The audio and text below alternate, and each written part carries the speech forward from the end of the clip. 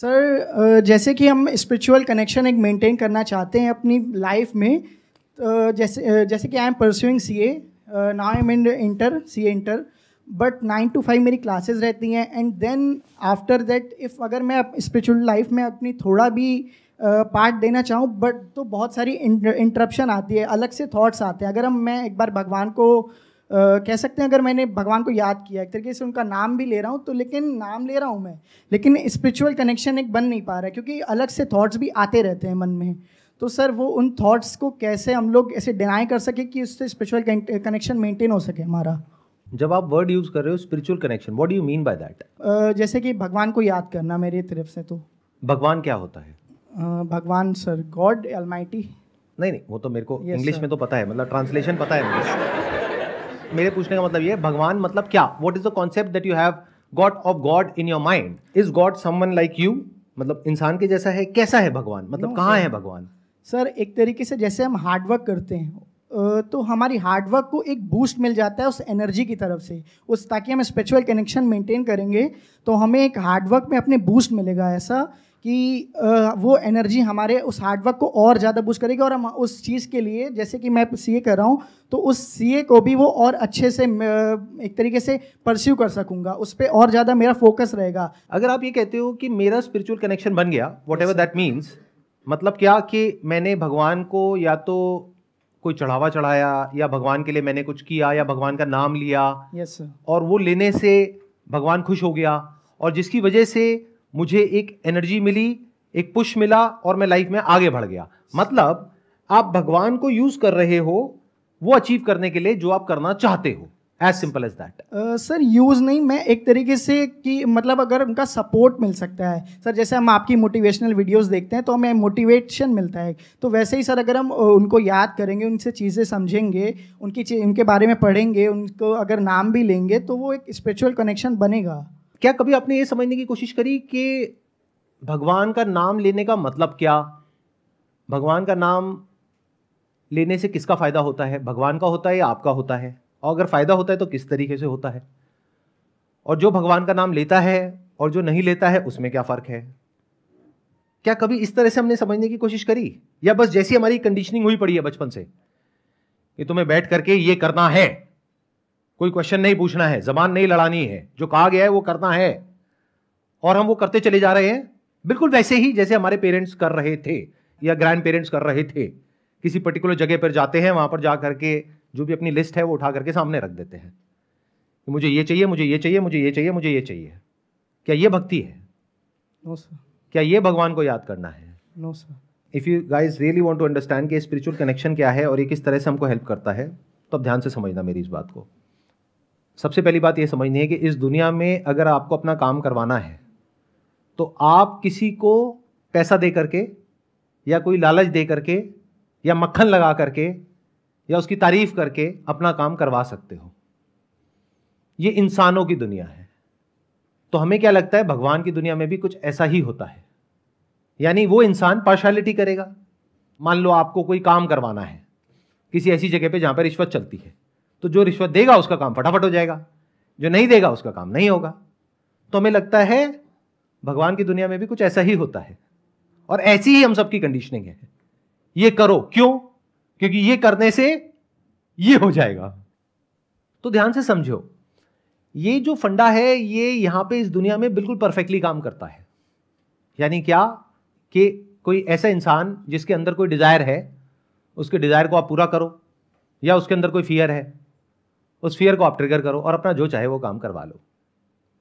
ऐसे ही ये दुनिया चलती है। अपने आप को भी झांक करके देखोगे, आपको समझ आ जाएगा मैं क्या कह रहा हूं। फॉर एग्जाम्पल, आप में से कितने जॉब करते हैं? सुबह एक टाइम होगा जब आपको पहुंचना होता होगा अपने ऑफिस, मान लो 10 बजे का टाइम है, तो डॉट 10 बजे आप क्यों पहुंचते हो? क्योंकि वहां पर पहुंचने से आपको पुण्य मिलेगा, या फिर इसलिए पहुंचते हो क्योंकि अगर टाइम से नहीं पहुंचे, एक आध दिन चल जाएगा, 2 दिन चल जाएगा, लेकिन कुछ दिन बाद आपको उस जॉब से निकाल दिया जाएगा, या फिर आपके पैसे कटेंगे। एग्री कर रहे हैं सारे मेरी इस बात से? तो पीछे क्या आया? Desire and fear. तो हम लोग ऐसे ही ऑपरेट करते हैं।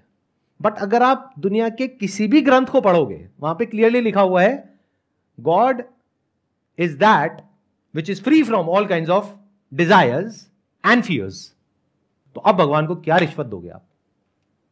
मतलब चाहे आप भगवान का नाम लो या ना लो, उससे भगवान को कोई फर्क नहीं पड़ता है। किसको फर्क पड़ता है? अगर आप भगवान का नाम ले रहे हो तो आपको फर्क पड़ता है। यह क्लियर होना बहुत जरूरी है। यह मत समझो कि भगवान कहीं पर बैठा है और वो ये देख रहा है कि कौन मेरा नाम ले रहा है, कौन मुझे अच्छा बोल रहा है, अच्छा कौन मुझे बुरा बोल रहा है, इसको तो मैं बर्बाद करके छोड़ूंगा। इसने मुझे बुरा कैसे बोल दिया, ये मुझे मानता क्यों नहीं है, इसको मैं नहीं छोड़ूंगा। ऐसा दिखता है अपने आसपास में, आंख खोल करके देखो।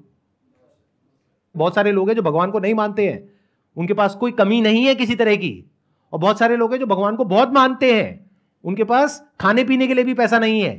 क्या ये सच है या मेरी कोई इमेजिनेशन है? अपने आसपास में देखते हो ऐसे लोगों को? और मजे की बात, अलग अलग लोग अलग अलग तरह के कॉन्सेप्ट ऑफ गॉड में बिलीव करते हैं।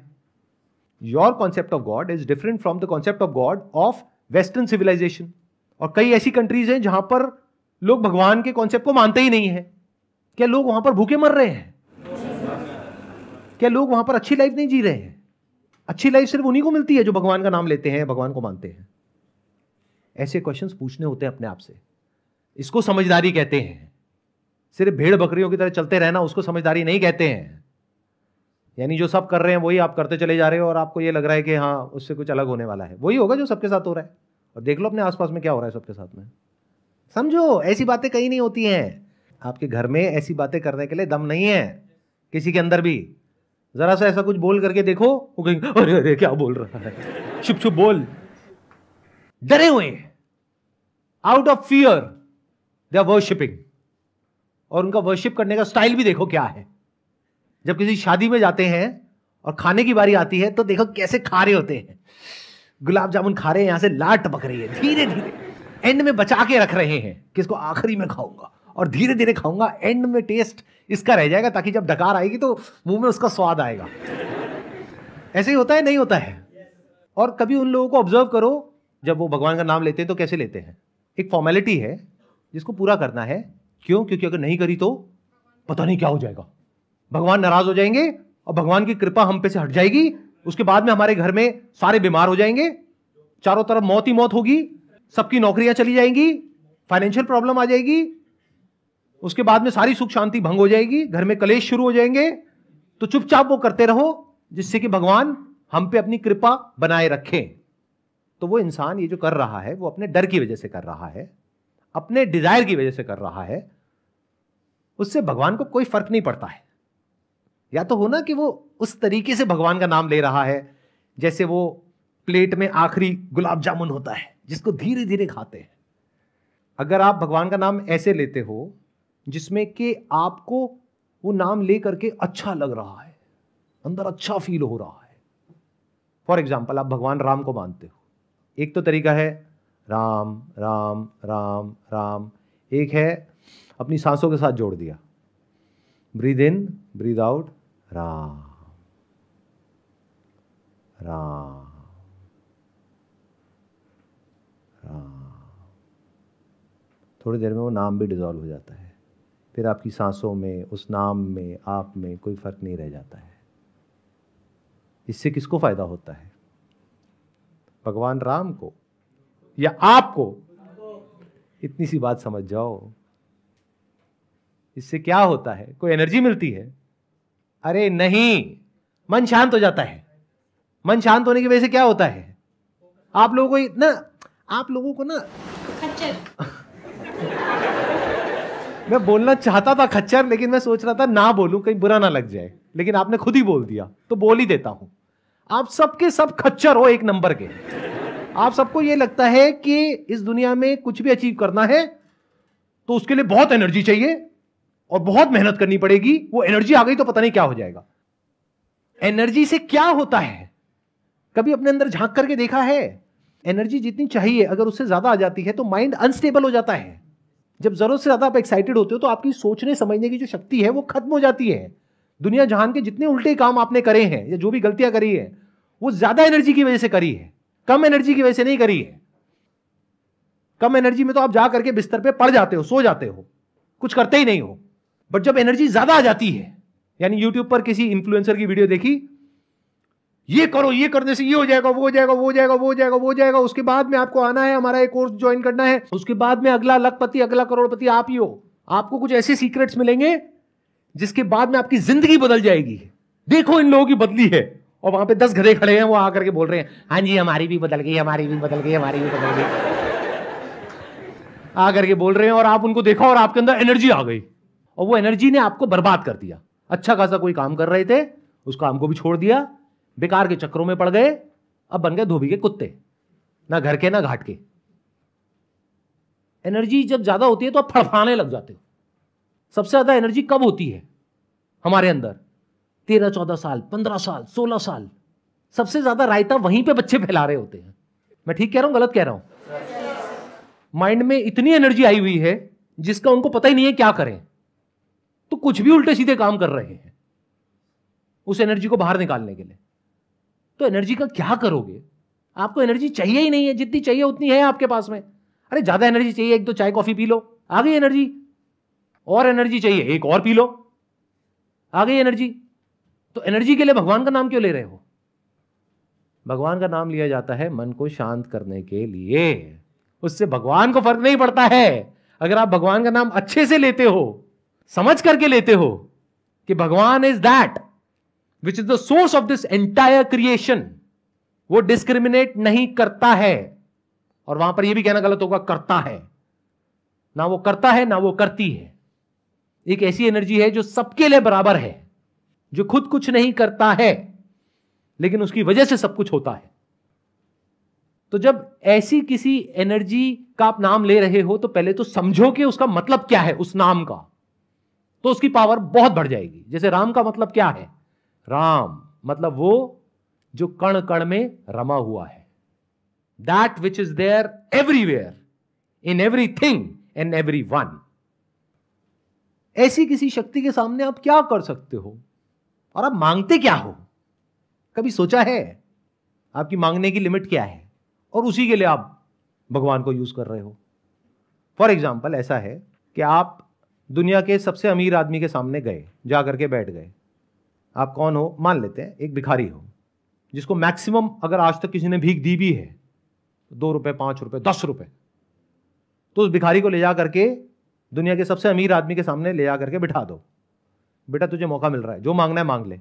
क्या मांगेगा वो हिसाब लगाएगा कि अच्छा पिछले 20 साल से मैं भीख मांग रहा हूं, किसी ने 2 रुपए दिए, किसी ने 5 रुपए दिया, किसी ने 10 रुपए। अच्छा एक बार एक आदमी था, उसने ना 100 रुपए दिया था। अब ये कह रहे हैं दुनिया का सबसे अमीर आदमी है, एक काम करता हूं इससे ना 1000 रुपए मांग के देख लेता हूं, 500 तो मिलेगा। तो जा करके कहेगा 1000 रुपए दे दे रे बाबा, ले $1000 चल भाग यहाँ से। नहीं डॉलर नहीं, रुपए चाहिए। अरे बेटा डॉलर रुपए से ज्यादा होता है। अच्छा मैं इसका क्या करूंगा? अरे कन्वर्ट करा लिए, चल जा भाग यहाँ से, चल चल चल। $1000 मतलब 80,000 रुपए। 82। अब भिखारी उसमें भी बहस कर रहा है। ये आपकी हालत है।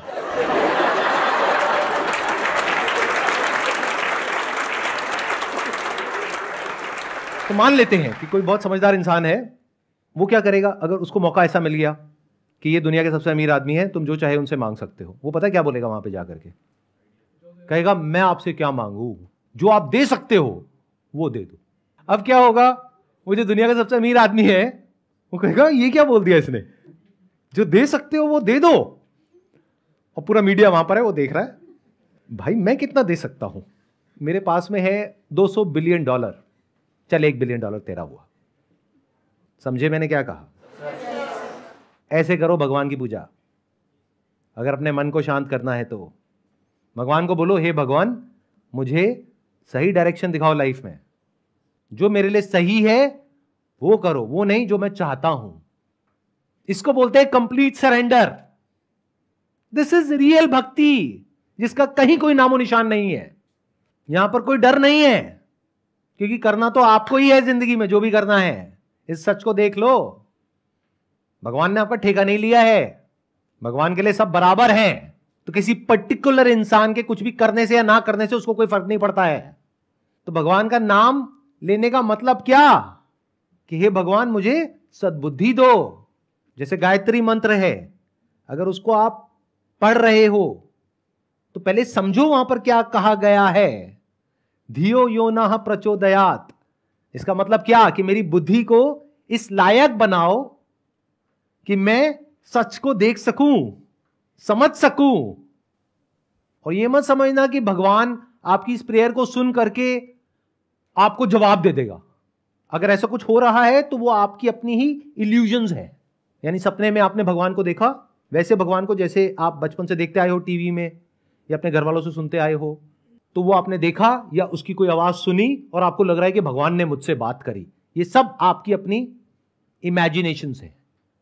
तो क्या हो रहा है एक्चुअल में, आप ध्यान से समझोगे तो आप अपने आप को अगर पूरी तरह से सरेंडर कर सकते हो, फिर चाहे किसी नाम के थ्रू या बिना किसी नाम के, किसी फॉर्म के थ्रू या बिना किसी फॉर्म के, बदले में बिना कुछ भी एक्सपेक्ट किए और बिना किसी डर के, तो ये जो आप कर रहे हो उसका बहुत बड़ा बेनिफिट है। लेकिन बेनिफिट उस वे में नहीं है जैसा आपको लग रहा है। बेनिफिट इस वे में है कि कुछ देर के लिए आपका मन शांत हो जाएगा, और शांत मन से जब आप कोई फैसला करोगे, चाहे कुछ करने का चाहे नहीं करने का, चाहे किसी के साथ रहने का या किसी को छोड़ने का, there is a strong possibility कि वो फैसला सही होगा। ज्यादा एक्साइटेड होकर के यानी ज्यादा एनर्जी के साथ में कोई डिसीजन लोगे वो गलत होगा। डर करके या कम एनर्जी के साथ में कोई एक्शन लोगे वो भी गलत होगा। तो आप एक बैलेंस्ड स्टेट ऑफ माइंड में आ जाते हो थ्रू भक्ति।